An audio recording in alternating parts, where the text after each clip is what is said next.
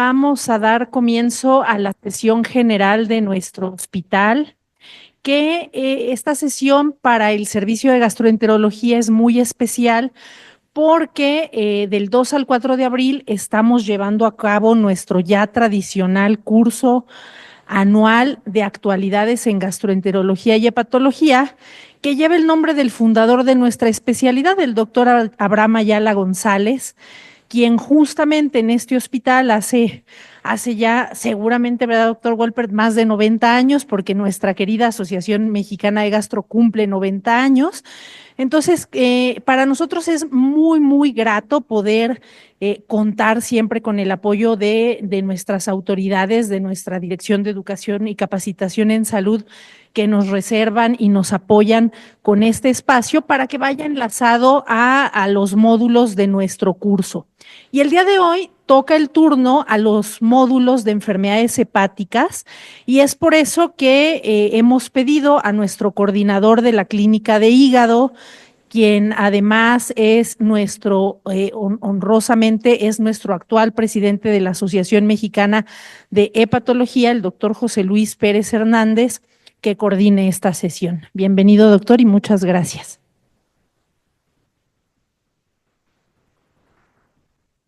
Gracias, doctora Higuera.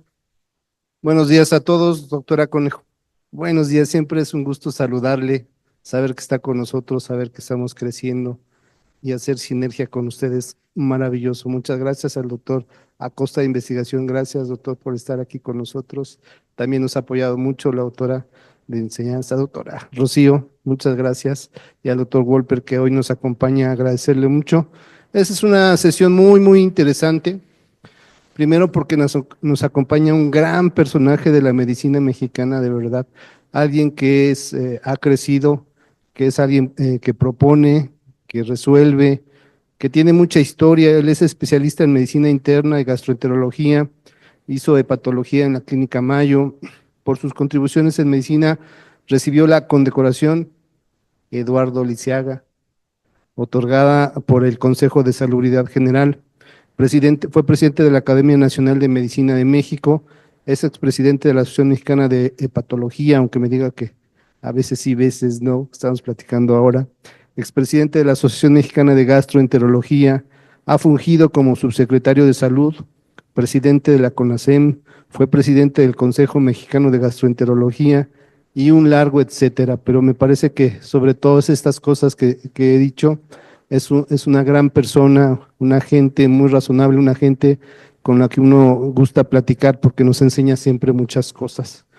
Y el tema al cual nos va a hablar el doctor es muy interesante, porque hablando de enfermedades hepáticas que nos va a afectar a todos, pues en el sentido de que tenemos que atender cada vez más pacientes.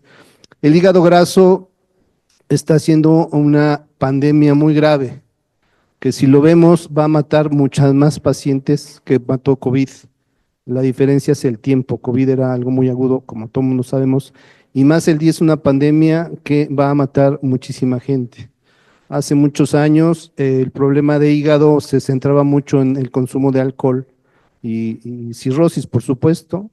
Esto no ha cambiado, al contrario, se ha puesto peor la cirrosis por el consumo de alcohol.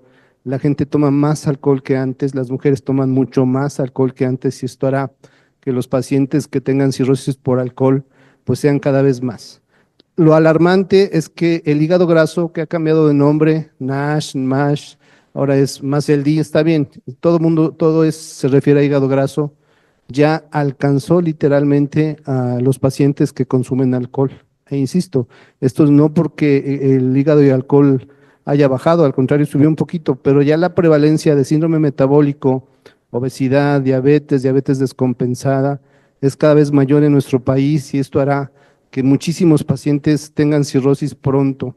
El hecho de que muchos niños en México, como todos mundo sabemos, somos el primer lugar en el mundo de obesidad infantil, tengamos muchos pacientes en la edad infantil que tengan obesidad, hará que estos pacientes en edades muy tempranas tengan cirrosis. Entonces es todo un reto para los médicos, para las autoridades, para la población, para todo el mundo, saber qué vamos a hacer con estos pacientes. Y por si fuera poco, hay una condición que antes le llamábamos daño dual, que era la suma del consumo de alcohol más el síndrome metabólico que les va aún peor a estos pacientes. Hay muchos retos en esta enfermedad que ahora, insisto, se llama MASLD y por fortuna esta sesión que nos dará el doctor Enrique Wolper Barraza hablará sobre las novedades y retos en MASLD. Doctor, un placer siempre tenerlo aquí con nosotros. Bienvenido siempre. Muchas gracias.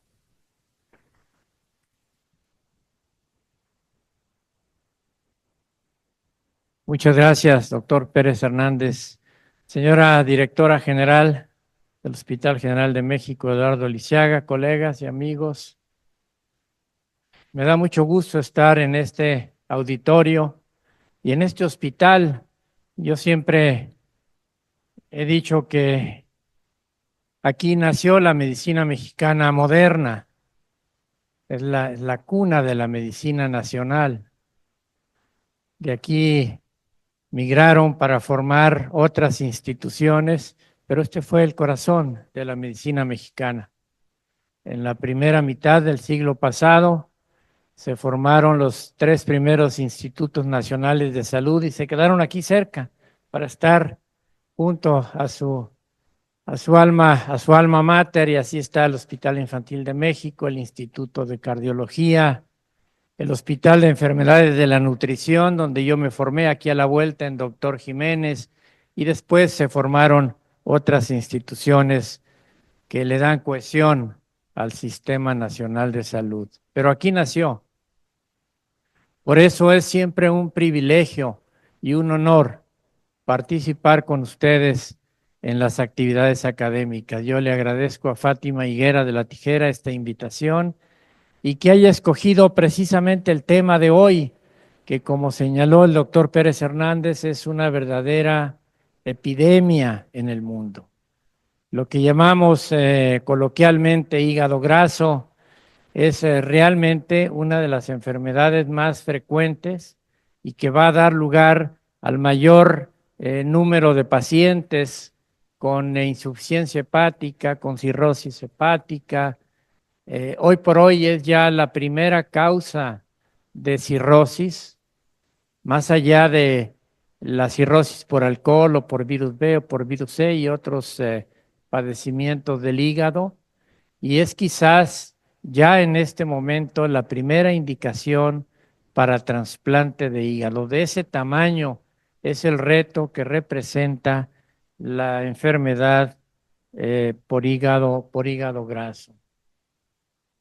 Y mencionaban ya que hay una nueva nomenclatura. Efectivamente, hace un par de años, este nombre de enfermedad del hígado graso no alcohólico ha dado como resultado que este grupo de personajes se reunieran y publicaran en Hepatology la nueva nomenclatura. Esto tiene mucha importancia, no solamente por cambiar de nombre, más adelante les diré qué ha ocurrido en otras disciplinas también cuando la nomenclatura cambia para hacer énfasis en algunos aspectos que son importantes. Por ejemplo,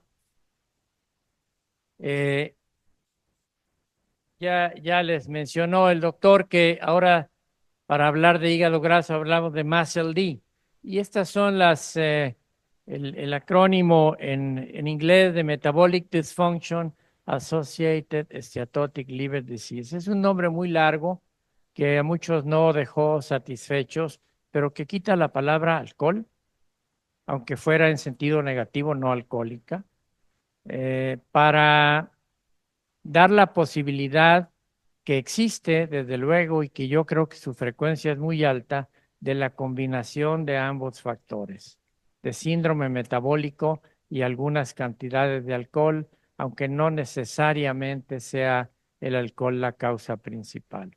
Pero entonces, si queremos leerlo, si queremos escucharlo en los congresos o en los eventos, y uno escucha MASLD, es precisamente esto lo que quiere decir. Aquí tenemos una mejor definición porque le llamamos síndrome metabólico, pero se asocia pues al depósito de grasa y da como resultado enfermedad del hígado. Esta mañana leía yo que el Consejo Directivo de Lancet se reunió e hizo lo mismo en la enfermedad cardiovascular isquémica, y ya publicaron hoy en Lancet que en lugar de llamarse cardiopatía coronaria isquémica, se llamará cardiopatía coronaria aterosclerosa. Parece muy sutil el cambio, pero el que le llaman aterosclerosa y no es que isquémica lleva implícito desde luego la etiología, pero también la necesidad de hacer un diagnóstico más temprano y poner énfasis en los factores de riesgo. Pues esos cambios también se dieron al tener una nueva nomenclatura para lo que coloquialmente llamamos solo como hígado graso.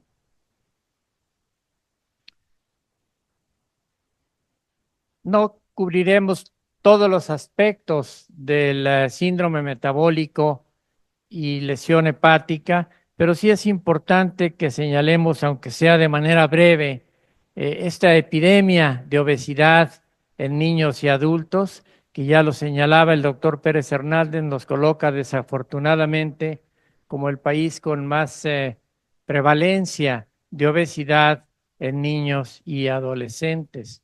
Hablaremos de esta prevalencia, de la patología, de la historia natural, del diagnóstico y desde luego de algunos esfuerzos de tratamiento.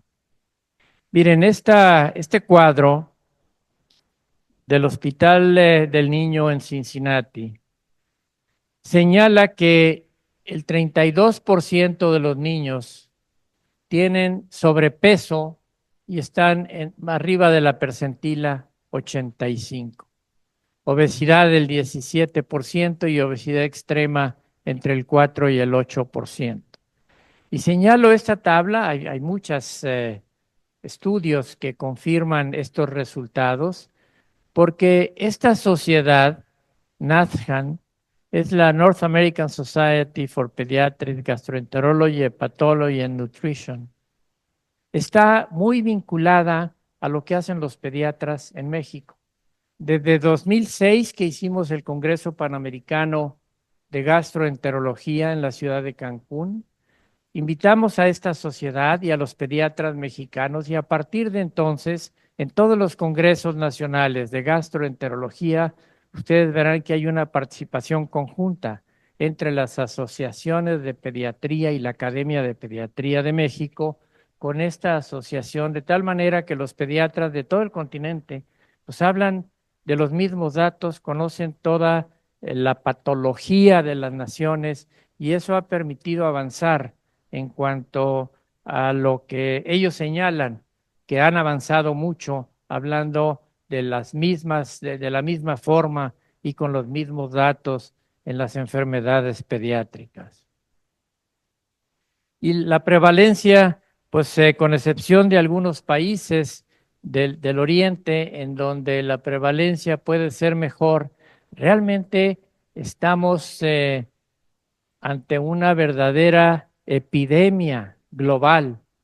México tiene la tercera parte de su población adulta con cierto grado de daño hepático por infiltración de grasa por arriba del 6%, eso lo veremos luego, que es la cifra normal de grasa en el hígado.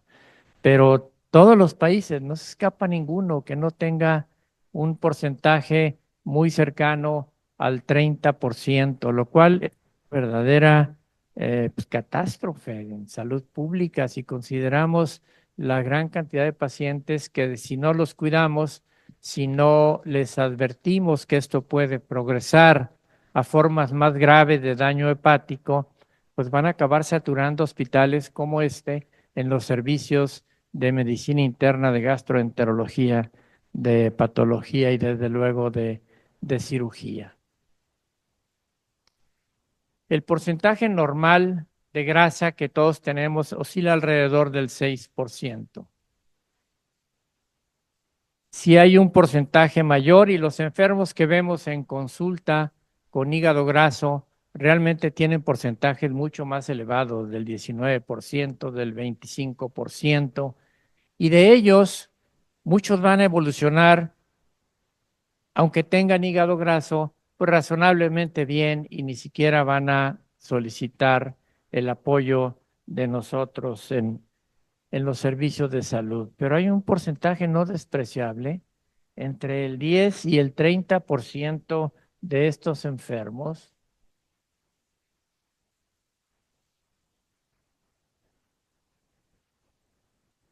que pueden progresar y lejos de tener solamente infiltración grasa, tienen ya fibrosis en el hígado y algunos de ellos llegan a desarrollar cirrosis y desde luego carcinoma hepatocelular. Voy a señalar en un momento cómo en algunos países el cáncer de hígado, la etiología del cáncer de hígado está en primer lugar, lo que empezó como hígado graso y ya ha dejado atrás a enfermedades como la hepatitis por virus C, por ejemplo, que representaba el número uno en los casos de cáncer, pues ahora es eh, el hígado graso.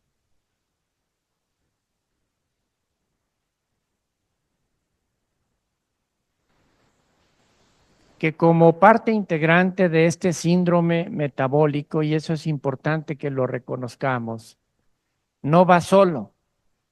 Estos pacientes tienen lo que llamamos comorbilidades y tenemos que estar seguros de cuáles de estas comorbilidades tiene el paciente que está frente a nosotros, porque parte integral del tratamiento que debe de ser multidisciplinario, no solamente el gastroenterólogo o el hepatólogo, tiene que participar también el endocrinólogo, el cardiólogo y más adelante veremos cómo el cirujano también tiene que participar. Pero en ellos hay lo que llamamos resistencia a la insulina, una condición que para algunos endocrinólogos ya es un estado de prediabetes, o los enfermos vienen con diabetes ya franca, diabetes mellitus tipo 2.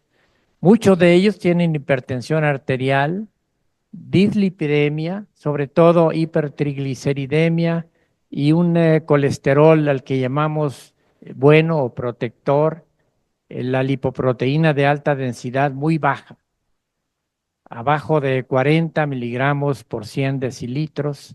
Y esta combinación de colesterol total normal o elevado y colesterol bueno bajo, pues es muy mala porque obviamente de manera proporcional el colesterol malo, la lipoproteína de baja densidad va a estar aumentada. Los pacientes pueden tener, las mujeres, ovarios poliquísticos, litiasis biliar, y algo que siempre hemos considerado como parte del síndrome es la enfermedad renal, pero ahora tiene mucha importancia porque se ha demostrado una relación lineal entre la progresión de la fibrosis hepática y la progresión de la insuficiencia renal hasta llegar a enfermedad renal terminal.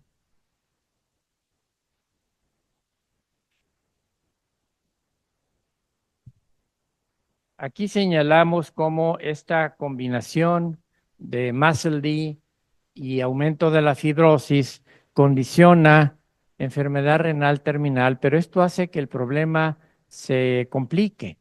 Y por eso el enfoque y el manejo tiene que ser multidisciplinario. Aquí participarían ya desde luego nuestros colegas nefrólogos, la necesidad de tener la capacidad de trasplantar el riñón y luego hablaremos también de la necesidad de hacer trasplante de hígado.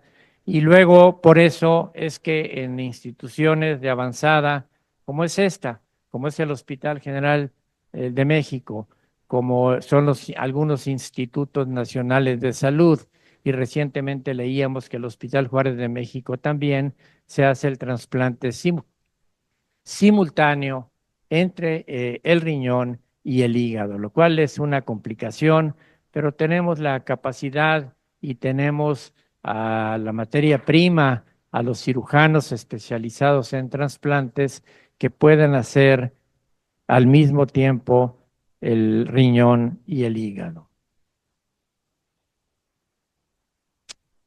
Esto está...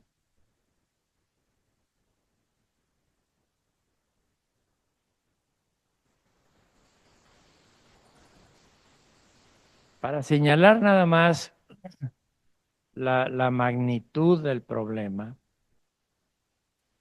en esta publicación reciente, pero que hace referencia a lo que ocurrió en los Estados Unidos hace 3 años, hace 4 años, en el 2021, 2 millones de pacientes con insuficiencia hepática solicitaron consulta de emergencia, 2.7 millones.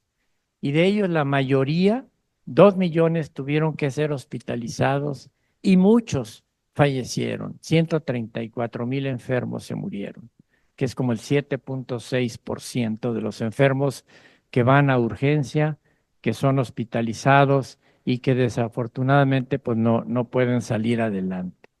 Si pensamos que la pancreatitis es un cuadro igualmente grave y frecuente, pues vemos que no es así. En este estudio se señala que los enfermos con pancreatitis aguda que solicitaron consulta de emergencia fueron 733,000, medio millón se hospitalizaron y solo hubo 9,000 muertes, que es como el 1.7% más o menos. Es decir, estos pacientes están saturando los servicios de emergencia y los servicios hospitalarios y además tienen una muy alta mortalidad. Por eso es tan importante detectarlos en estadios tempranos en donde podemos ofrecerles muchas cosas que más adelante ya es demasiado tarde. En estos pacientes con hígado graso no alcohólico, con MASLD, hay que eliminar la posibilidad de que tengan otros padecimientos, hepatitis virales, A, B, C, D o E, hepatitis por autoinmunidad, degeneración hepatolenticular o enfermedad de Wilson, deficiencia de alfa-1 antitripsina, hemocromatosis, hepatotoxicidad por drogas, que lo van a encontrar en la literatura como DILI, Drug Induced Liver Injury, y que no se refiere solo a medicamentos.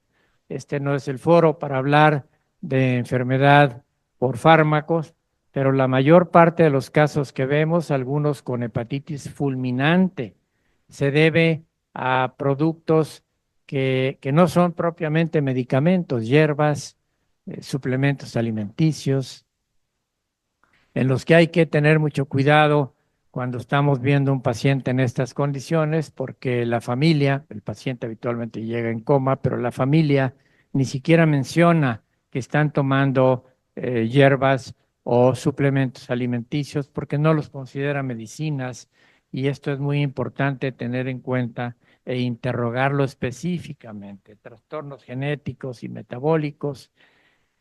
Y el estándar de oro, si bien lo realizamos en pocos casos, porque implica el costo, algunas complicaciones, defectos en la lectura que puede dar lugar a errores, pero la biopsia hepática, en casos avanzados ya de esteatohepatitis, se manifiesta no solo por estas partículas de grasa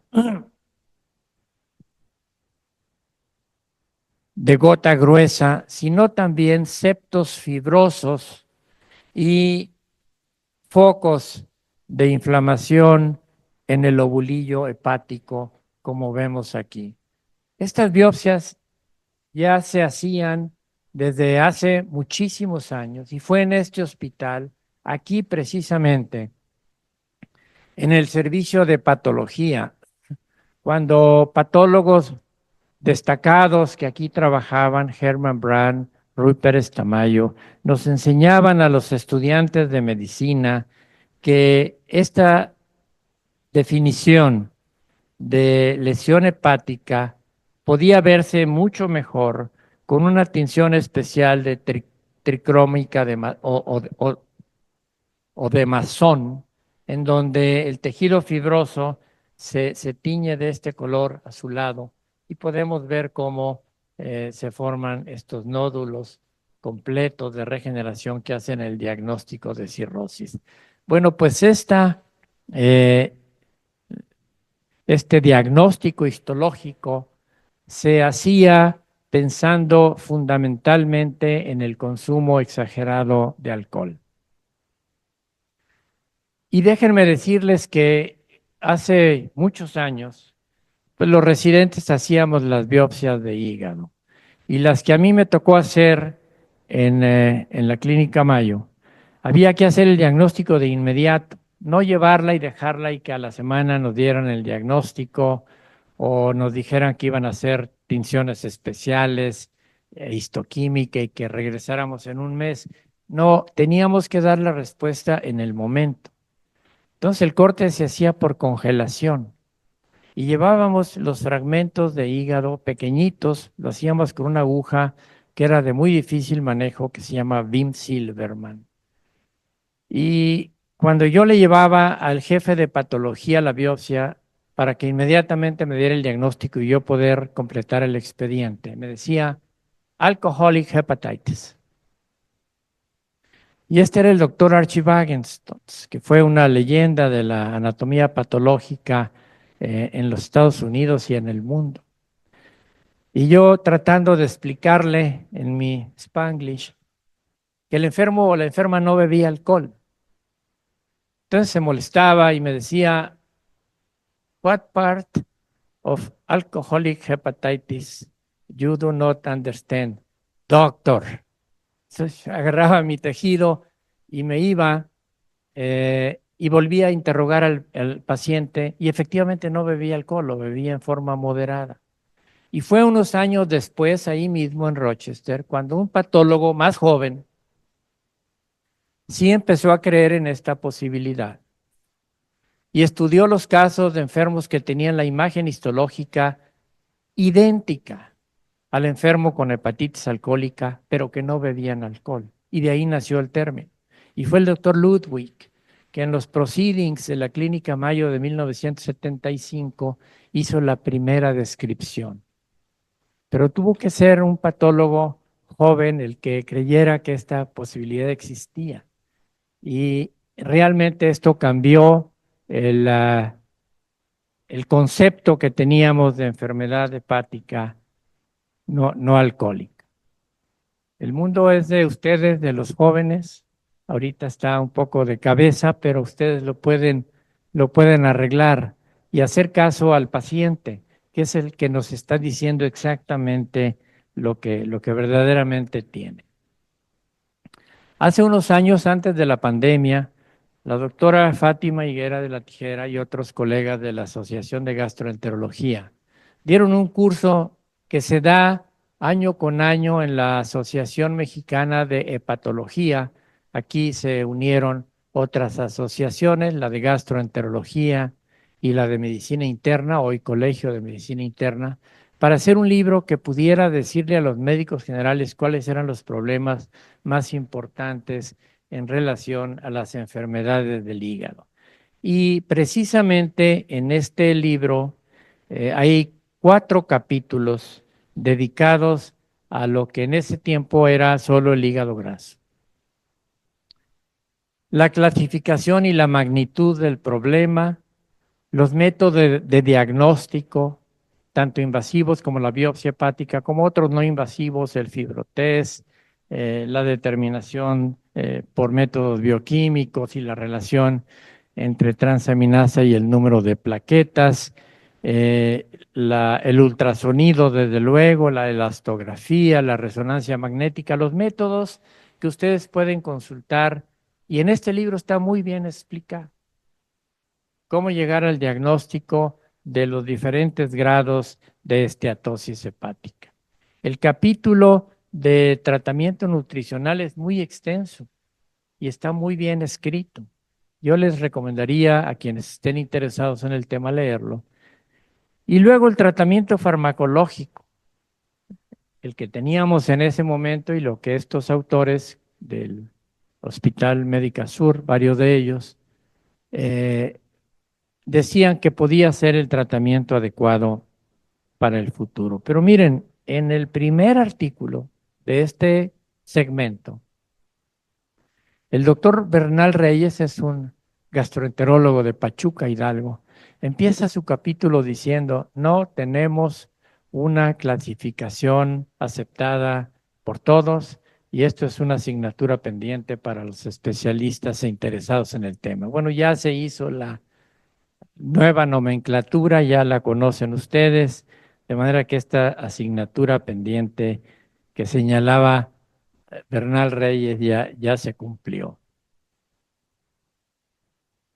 Pero yo les puedo decir que en relación con el tratamiento, a pesar de miles y miles de estudios de investigación, no se ha encontrado todavía una medicina, una tableta o una inyección que llegue al hígado y quite en todos los casos la grasa del hígado.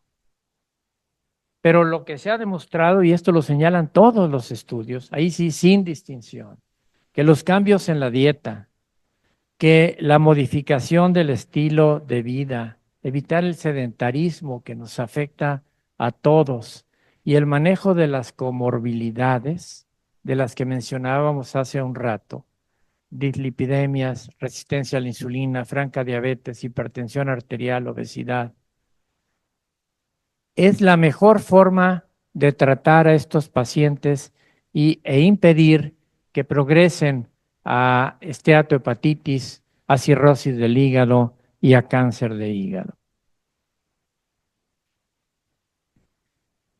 Estoy seguro que en la mente de varios de ustedes está pues estos nuevos medicamentos que se pusieron de moda para bajar de peso, para tratar la diabetes mellitus, y solo voy a mencionar como ejemplo uno de ellos, la semaglutida, que es una agonista del receptor del polipéptido de glucagonoide, porque es glucagon-like, parecido al glucagon número 1, que está diseñado para ayudar a los pacientes con diabetes, no insulino resistentes, sino diabetes tipo 2, y para reducir de peso en personas con obesidad y sobrepeso. Y actúa de esta manera, regulando los niveles de glucosa y promoviendo la pérdida de peso al reducir el apetito y aumentar por mecanismos hormonales, neurológicos, la sensación de saciedad.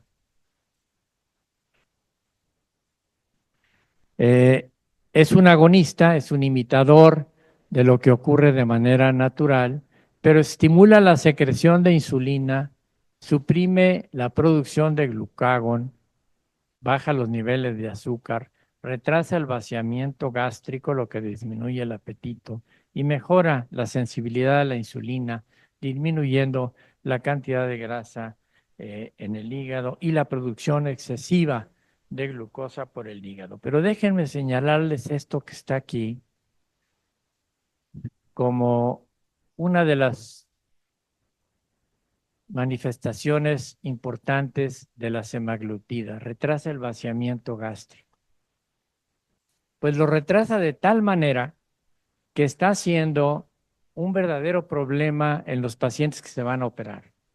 Ahora los anestesiólogos, antes de preguntar peso, edad, antecedentes, lo primero que le preguntan al enfermo, no está tomando, no está inyectando Ozempic, porque han tenido cuadros verdaderamente graves de neumonía por aspiración, porque aunque llevan 12 horas de ayuno, el estómago está lleno de alimento y es lo primero que preguntan ahora los anestesiólogos, según me comentan, porque han tenido accidentes muy serios y muy desagradables.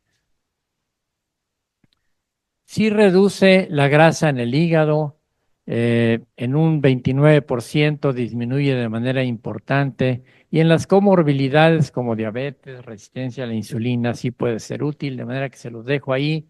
No es la panacea, pero están de moda estos productos, hay varios y es importante que sepan no solo el mecanismo de acción, sino las contraindicaciones que puedan tener. Para los casos más avanzados no teníamos nada que hacer, excepto sugerirles que quizá en un momento iban a requerir de trasplante de hígado. Hace exactamente un año fue aprobado este producto, el resmetirón, cuyo mecanismo de acción es a través de unirse al receptor beta de hormona tiroidea que se encuentra fundamentalmente en el hígado, y la actividad de este receptor facilita la reducción de fibrosis en el hígado, y esto lo demostraron en casi 1000 enfermos que fueron estudiados con MASH. Aquí MASH ya se habla de lo que conocíamos como esteatohepatitis no alcohólica, o sea, metabolic associated steatohepatitis, y mejoran los síntomas en relación con el placebo, también de manera importante el grado de fibrosis y en un porcentaje menor el colesterol que llamamos el malo o la lipoproteína de baja densidad, que baja en el 14 al 16% contra ninguna disminución de esta lipoproteína en los que tomaron placebo. Hace un momento comentaba con el doctor López Hernández que ustedes celebrarán a finales del mes, pero esto se va a realizar antes, justamente dentro de 2 semanas, algo que va de la mano con todo lo que hemos platicado esta mañana, que es la necesidad de modificar la dieta y estilos de vida, pero ahora se van a enfocar a el hecho de que las enfermedades hepáticas, como MASLD, se puede deber al consumo de alimentos ultraprocesados, carne roja, azúcares añadidos, y esto desde luego es más preocupante en aquellas comunidades que no pueden llevar una dieta que le llamamos eh, dieta mediterránea, y que ahorita vamos a ver en qué consiste. Pero sí señalan, y esto va a ser muy importante hacer énfasis, que 1/3 de la población mundial, vean el tamaño del problema, puede tener MASLD, y que esto se debe a muchos factores. Esto es multifactorial, pero uno de ellos sin duda son los malos hábitos alimentarios. Esto va a ser el 19 de abril, el sábado 19 de abril, justo en 15 días, y varias asociaciones que aquí se señalan: la American Association for the Study of the Liver, la Asociación Latinoamericana de Enfermedades del Hígado, que ha sido presidida en varias ocasiones por hepatólogos mexicanos. Justamente ahora está presidido por una hepatóloga mexicana, Graciela Castro. Este es el logo, no se alcanza a leer, pero es el Asian Pacific Association for Liver Diseases, la Unión Europea también, y la Society of Liver Diseases of Africa. Todas ellas están patrocinando que el próximo 19 de abril, que sea el Día Mundial del Hígado, y lo que van a insistir mucho es en la alimentación adecuada. Aquí está media charola, no está completa, pero está la dieta que se llama mediterránea y que consiste fundamentalmente en evitar carnes rojas, carnes blancas, tener aguacate, otros vegetales y sobre todo semillas, y dieta alta en residuo. Yo digo que aquí nos dejaron ver nomás la mitad de la charola, porque si uno va a la Toscana, sí hay esta comida, pero la otra mitad de la charola tiene una botella de vino y las copas. Vino rosso, dicen los italianos. Pero fíjense que a lo mejor ya no va a tener la botella de vino al lado, porque ahora está demostrado que el alcohol no solo puede dañar al hígado, sino que hay varios tipos de cáncer que se asocian al consumo de alcohol. Y aquí yo sí estaría en desacuerdo de que las mujeres están bebiendo más, como decía nuestro coordinador, porque si uno va a los restaurantes, ahora los mixólogos están en pleno, they are on fire, dicen, están en todos lados, están preparando bebidas riquísimas con muchas cosas sin alcohol. Yo pienso que el consumo de alcohol puede llegar a disminuir y esto favorecer en mucho a nuestra población. Leía yo también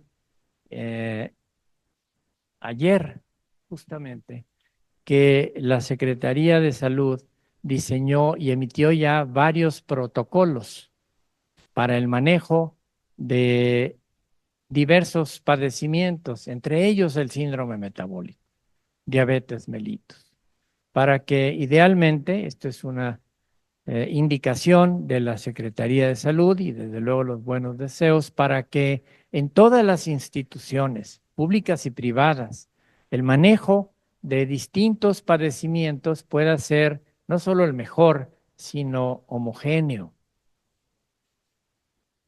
Y esta mañana la prensa destaca en primera plana que se dieron cambios administrativos, digamos, en la dirección del Instituto Mexicano del Seguro Social. Zoe Robledo, el maestro Zoe Robledo sigue siendo el director general, pero el presidente de la Junta de Gobierno ya no va a ser él, sino que va a ser el secretario de Salud. Esto le va a permitir a David Kersenovich, quien es miembro de estas asociaciones de gastroenterología y hepatología y expresidente de ambas, tener una mayor posibilidad de que las recomendaciones en materia de salud pública puedan abarcar a todo el sector y tener, desde luego, una población más sana, sobre todo los niños. Tenemos que hacer el esfuerzo, el reto es enorme, pero lo tenemos que hacer por nuestros hijos y lo tenemos que hacer por los hijos de nuestros hijos. Muchas gracias.